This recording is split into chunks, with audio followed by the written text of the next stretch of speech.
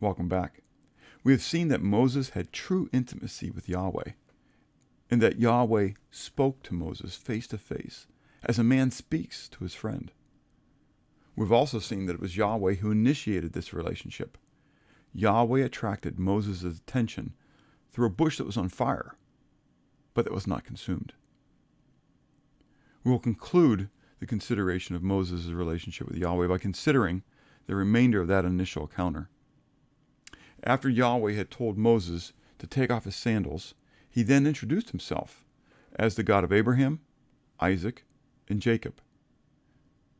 Yahweh then informed Moses that he had seen and heard the anguish of his people, Israel, in Egypt. We pick up the account in Exodus chapter 3, beginning at verse 7. And Yahweh said, I have surely seen the oppression of my people who are in Egypt, and have heard their cry because of their taskmasters, for I know their sorrows. So I have come down to deliver them out of the hand of the Egyptians, and to bring them up from that land to a good and large land, to a land flowing with milk and honey, to the place of the Canaanites, and the Hittites, and the Amorites, and the Perizzites, and the Hivites, and the Jebusites. Now therefore, behold, the cry of the children of Israel has come to me, and I have also seen the oppression with which the Egyptians oppress them. Come now therefore, and I will send you to Pharaoh, that you may bring my people, the children of Israel, out of Egypt. But Moses said to God, Who am I, that I should go to Pharaoh, that I should bring the children of Israel out of Egypt? So he, that is Yahweh, said, I will certainly be with you, and this shall be a sign to you, that I have sent you.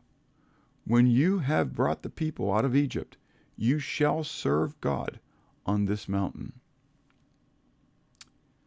Moses then asked God, Yahweh, various questions regarding how this deliverance would be accomplished. Yahweh patiently responds, providing additional information.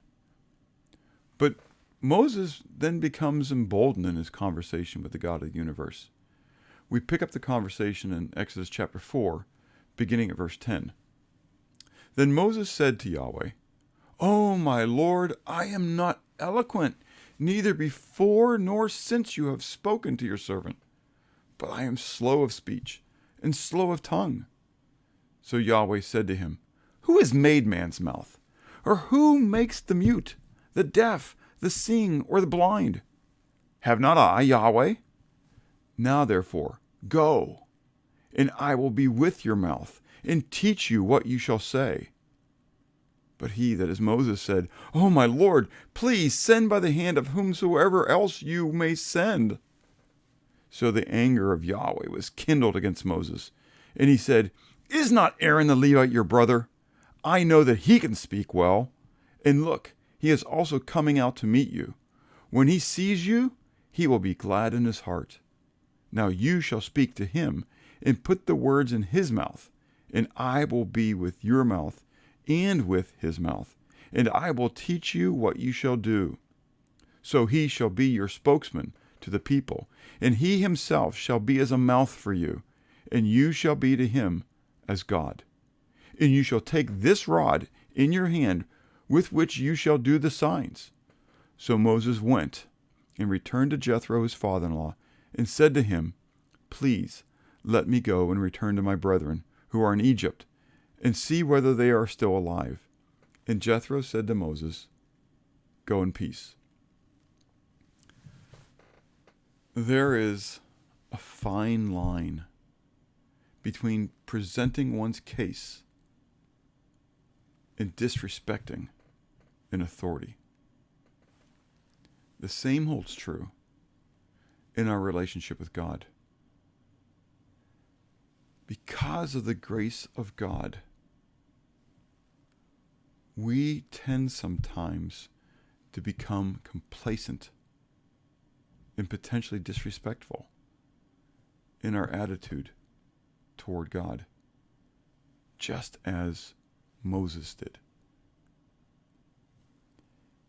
In this passage, then, we clearly see what God thinks about that.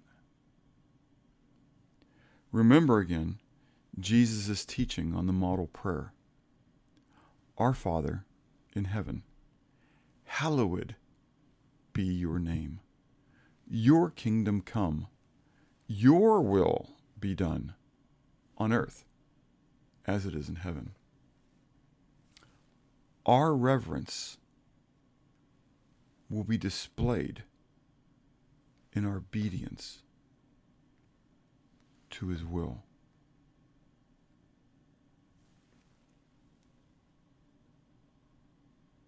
I'm challenged numerous times to ask myself if I am acting as Moses did when God called him to go deliver his people. Am I balking and disrespecting the God who created me, who designed me, who equipped me for the work with which he desires for me to do?